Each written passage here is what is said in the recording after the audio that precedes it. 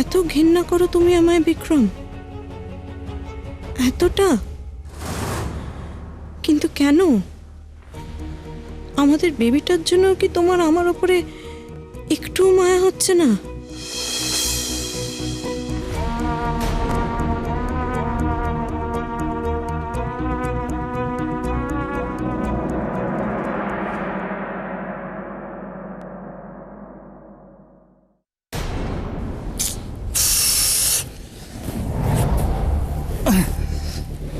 ঘুমোতে যাওয়ার আগে তোমার মুখ, ঘুম থেকে উঠে তোমার মুখ,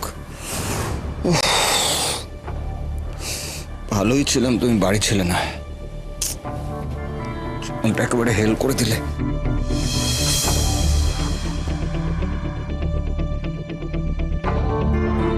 দাঁড়াও, আমার তোমার সঙ্গে কিছু কথা আছে। আমার নেই। বিক্রম, বিক্রম প্লিজ, তুমি সত্যি খুশি নাও আমাদের বেবি আসার খবরটা পেয়ে? দেখো নন্দা, আমার লাইফে খুশি হওয়ার মতো আর কিছু নেই, কারণ আমার লাইফে তো তুমি আছো না। আর যতদিন তুমি আছো ততদিন কোনো কিছুতেই আমি আর খুশি হব না। বিক্রম, বিক্রম প্লিজ, কেন এটা করছো? চলো না আমরা নতুন করে আবার সবকিছু শুরু করি, নতুন করে জীবনটা শুরু করি। পারবো না আমরা নতুন করে জীবনটা শুরু করতে? Please please Bikram please. আমি আমি আমি সব ভুলে যাব, আই প্রমিস, আমি সব ভুলে যাব, তুমিও সব ভুলে যাও প্লিজ। দেখো যে আসছে সে, আমরা তিনজনে খুব খুশি থাকবো, প্লিজ বিক্রম। এই 50s-এর এই 50s-এর ডায়লগগুলো না আমার খুব অসহ্য লাগে শুনতে। সরো, যেতে দাও। প্লিজ।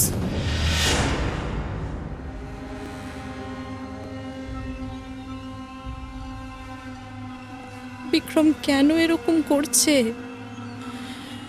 ও কি তাহলে সত্যি আমাদের বেবিটাকে অ্যাকসেপ্ট করবে না?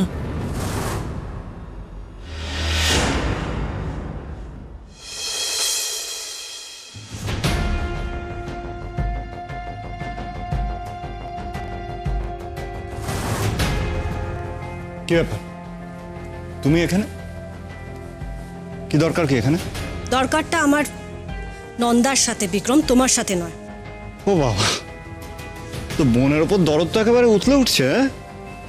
এই বোনকেই তো কিছুদিন আগে সব সময় দোষারোপ করতে কোনো না কোনো কারণে, আবার এই বোনকেই চুরির দায় আমি যা করেছি আমার বোনের সাথে করেছি, সেটা আমার আর আমার বোনের ব্যাপার। তুমি প্লিজ এর মধ্যে, ওটা আমাদের পার্সোনাল ম্যাটার বিক্রম।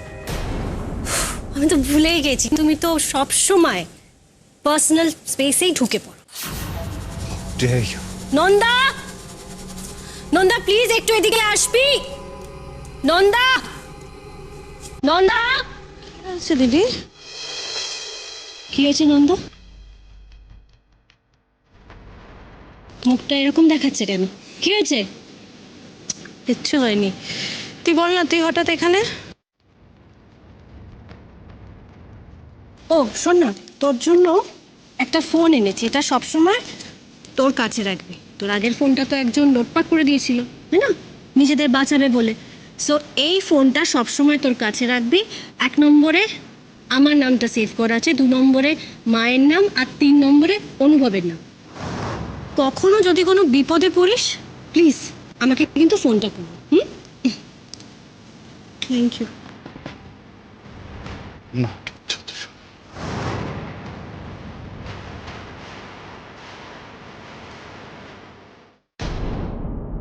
আচ্ছা আনন্দী, সব জিনিসটাকে তোমায় জলঘোলা করতেই হবে তাই না? মানে কি কেন বলুন তো? এই যে ধরো নন্দা তোমার বোন একটা তো ক্রাইসিসের মধ্যে দিয়ে গেছে, ও একটা বিপদ গেছে, একটা ট্রমার মধ্যে আছে। ওই শখটা তো কাটাবার মতন ওকে সময় দিতে হবে, তুমি যেটাকে বলো স্পেস দিতে হবে, তাই না? তুমি তো সেটা করছোই না। তুমি কানের কাছে এক নাগাড়ে ওর কাছে সেই পুরনো কথাই বলে যাচ্ছ। কেন আনন্দী? আচ্ছা তুমি কি চাও না তোমার বোন সবটা ভুলে নতুন করে সব শুরু করুক জীবনটা? না আমি চাই না, একদম চাই না।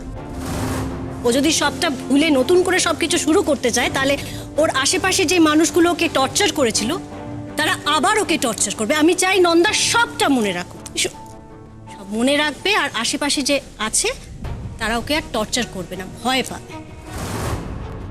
সিরিয়াসলি তোমাদের দুই বোনের মাথায় যে কি চলে আমি সিরিয়াসলি বুঝতে পারি না। আশ্চর্য।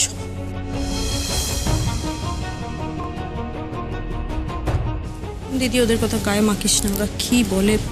না না ঠিক আছে, আমি যেই জন্য তোর কাছে এসেছি, শোন, তুই তোর ব্যাগ গুছিয়ে রাখবি, আমি পরশুদিন এসে তোকে এখান থেকে নিয়ে যাব।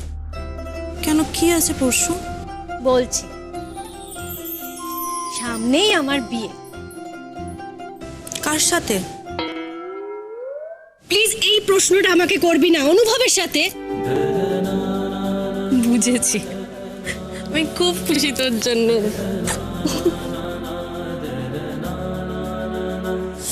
Thank you.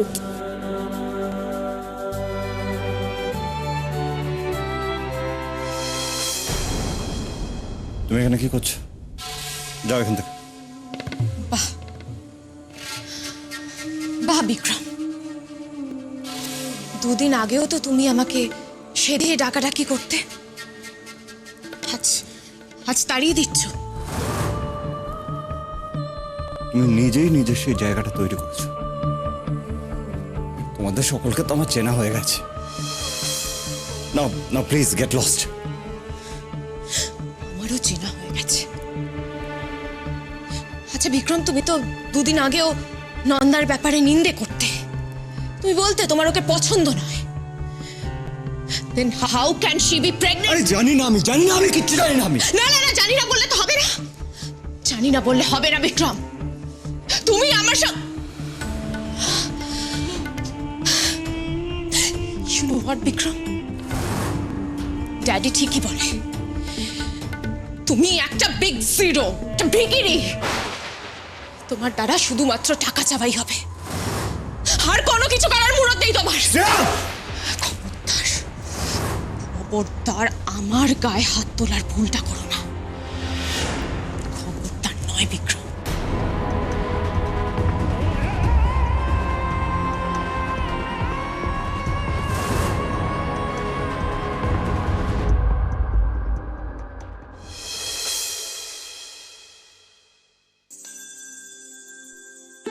আসুন, এই দেখ। আসুন আসুন, বসুন বসুন। বর্দি, তোমরা কথা বলো, আমি চট করে চাটা করে নিয়ে আসি। হ্যাঁ না না, এত ব্যস্ত হতে হবে না। ওমা, আমি একটা কথা বলার জন্য এসেছি। আর বলুন না। ওমা, আপনি? আমার ছেলের অনুভবের বিয়েতে আপনাদের নেমন্তন্ন করতে এলাম। অনুভবের বিয়ে? আপনারা কি আনন্দের সঙ্গে আবার অনুভবের বিয়ে দেবেন? হ্যাঁ দিদি।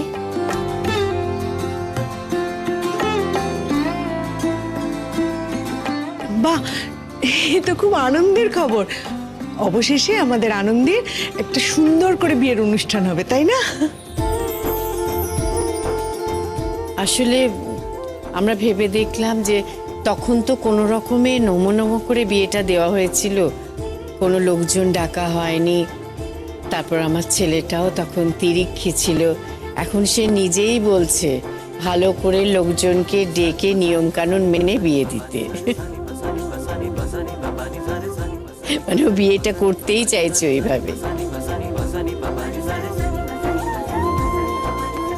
দিদি ভাই, তুই অনুভবটাকে এর মধ্যে কিরকম রোমান্টিক করে দিয়েছিস, দেখেছিস? পেকেছো না? সত্যিই তো দিদি ভাই। আচ্ছা আমাকে বলতো, তুই এটা করলি কি করে? সত্যি খুব ভালো করছেন, সত্যি। সেবার এমন সব ঘটনা হলো, আর আমার মেয়েটার বিয়ের সময় এত বাধা এলো। এবার আমি চাই ও শান্ত মনে, মন দিয়ে খুব ভালো করে বিয়েটা করে, খুব ভালো হবে। তাই হবে, আপনি একদম চিন্তা করবেন না।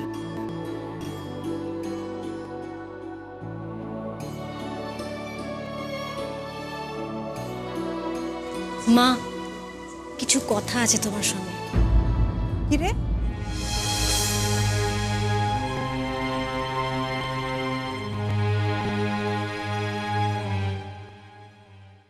হ্যাঁ চল ভিতরে চল।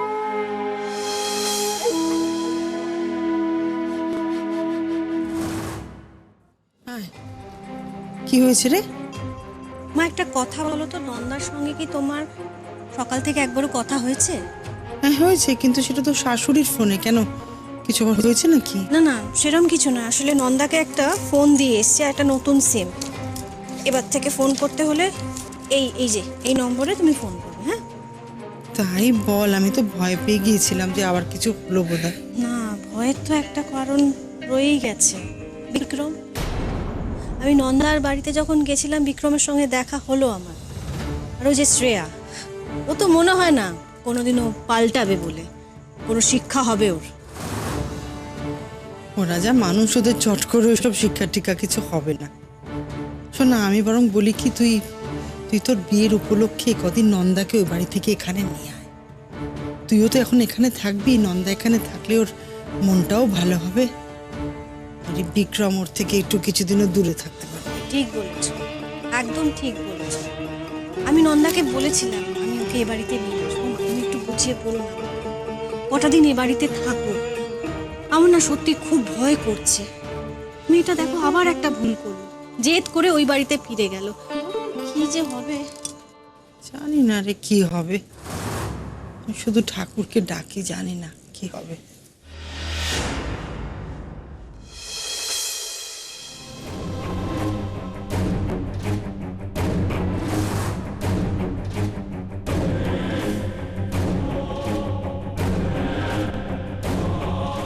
কি ব্যাপার, আনন্দ এখানে এত শপিং ব্যাগ নিয়ে কেন এসেছে?